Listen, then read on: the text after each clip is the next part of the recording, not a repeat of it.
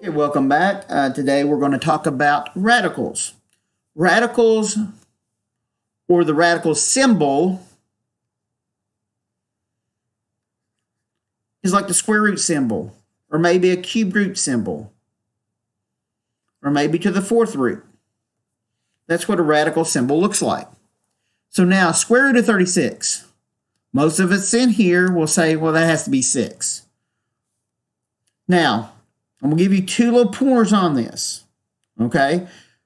This is a radical symbol meaning square root. Technically, there is a 2 up here. So that means when you have a pair of something, you bring it out. So that's why I've got a pair of 6, because 6 times 6. That is why my answer is 6. And that's what our calculators tell us. I'm going to show us one other thing.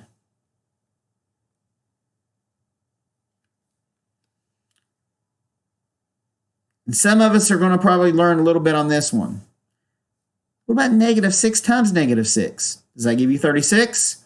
And if you have a pair and a pair, your answer could also be this right here, negative 6. However, I want to focus on the positive one just because our calculators read it as well. Now, what about when I have a negative square root of 81? Well, the square root of 81 is 9. There's a 2 there. That means when I have a pair, I bring it out. So now I've got a negative. I bring that 9 out. So my answer is also, is negative 9.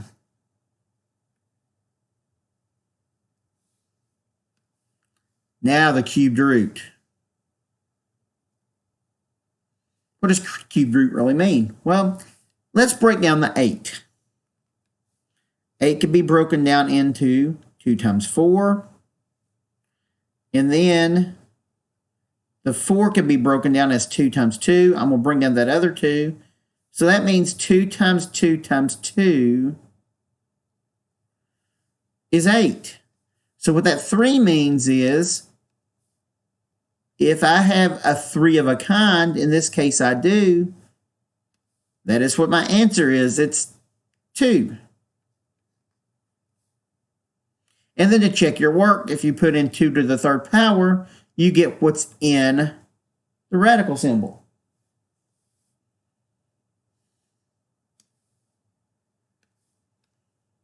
Now, look at 64. Now, 64 can be broken down a lot of different ways. I'm going to just say 8 times 8. Then I'm going to say 2 times 4. 2 times 4. Now, notice something right here.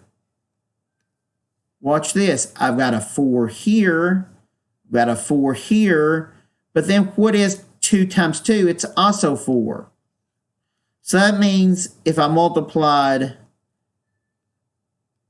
all 3 of these together, you get 64. So in this case, my answer is 4.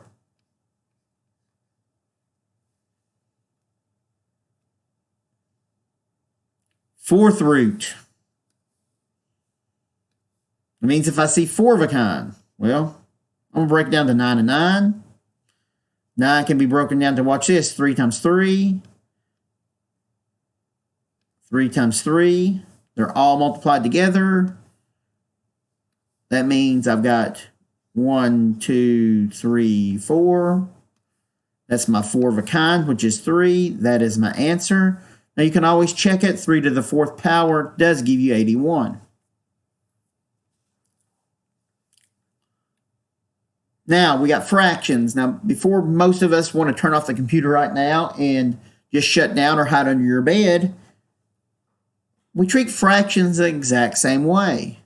Now, this means I've got a pair. So let's look at 1. 1 times 1. And look at your 100. That's the same as 10 times 10. Those are my pairs. So what I can do is, underneath here, that's like saying 1 over 10 times 1 over 10. Now I've got a pair of 1/10. So that's what my answer is, 1 over 10. And you can check your work by multiplying those together, and you get 1 over 100.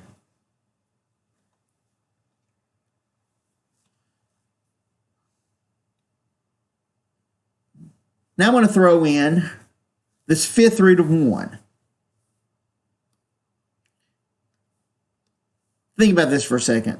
1 can be written as 1 times 1 times 1 times 1 times 1. Those are my 5. I bring it out. It's a 1. So it doesn't matter if it's a square root, cubed root, whatever it is, your answer is going to be 1. Now let's take a look at this one. This one means I need 3 of a kind. Well, let's look at 27.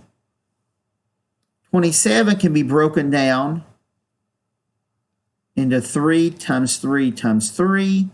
8 can be broken down as the 2 times 2 times 2. Now, since this is a odd number right here, we can have a negative. That's going to be our answer.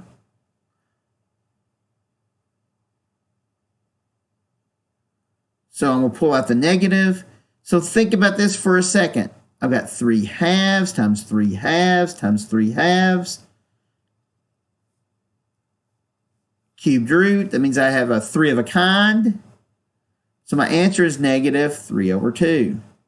And you can multiply all these together, and you get negative 27 over 8. Now my last two. Now I'm going to alter this one because I'm going to use a different example than the one I had. Let's make this a negative 25. Now think about this for a second. Okay? 5 times 5. Well, one of them is going to have to be negative. You see a pair here? You don't. If you put this in your calculator, you're going to get an error too. Okay? So, in this case, we say that the root is not a real number. Take a look at this one, the fourth root. Well, I mean, we can break this down if you want to. We can break it down to negative 9 times 9. Then we can break that down as to negative 3 times 3.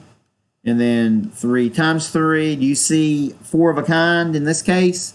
You don't. This is also the same as the previous one. The root is not a real number. Well, this concludes my lesson on radicals. Check out my next video. We will be simplifying radicals. Thank you for listening.